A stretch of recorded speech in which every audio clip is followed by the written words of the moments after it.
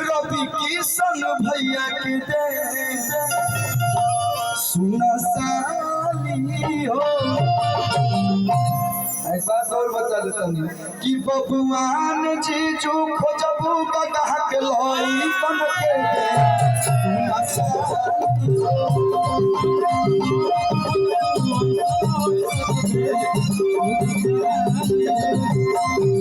अरे जैसन जैसन चीजा खोजबू जैसे सुना साली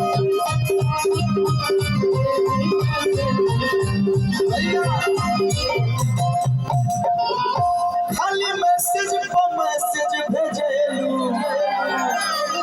फोन पर बतियावेलू